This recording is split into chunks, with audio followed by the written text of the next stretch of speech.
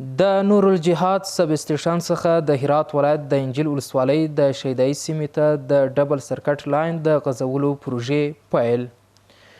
د برښنا شرکت اجرایي رئیس وایي چې اوس مهال د دې پروژې په پلي کولو سره شاوخوا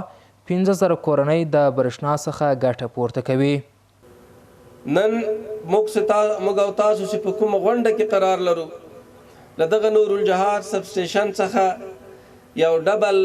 لاین یا ډبل سرکټ 10 کیلو ولټ له دغه سب سټیشن څخه منبع اخلي د شهیدایي سیمې پورې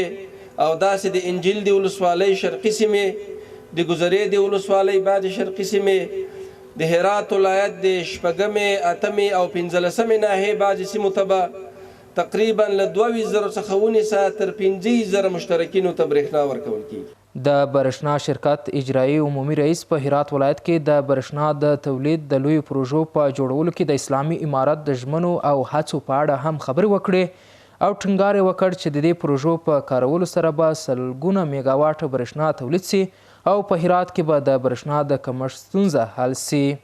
د امارتي شرکتونو عمومي رئیس همدارنګه زیاته کړه چې اسلامي امارت په هیواد کې د صنعت، کرنې او نورو سکتورونو د ودې لپاره تر خپلې وسې پورې ټولې اسانتیاوې برابروي. موږ له خپلو سرمایه‌ګزارانو او تجارانو ورونو یو ځل بیا غوښتنه کوو چې د هیواد په جوړولو کې ټول لاسونه سره ورکړو او په هماهنګي سره د هیواد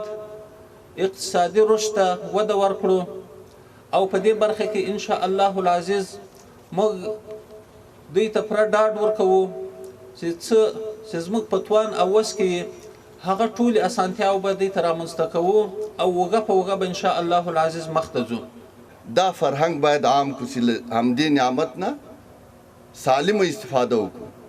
د دې نعمت قدر وکړو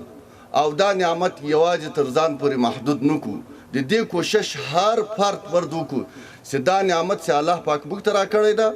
او اسلامي امارت د دې سبب شوی دی چې موږ ته دا چاري بشپړې کړي، دا نعمت داسې وساتو چې نور مسلمانان هم ترې مستفید شي. د یادونې وړ ده چې پرون د هرات په 4 ختیځو ولسوالیو کې د 4 سب سټیشنونو د جوړولو پروژه د شاوخوا $2 میلیون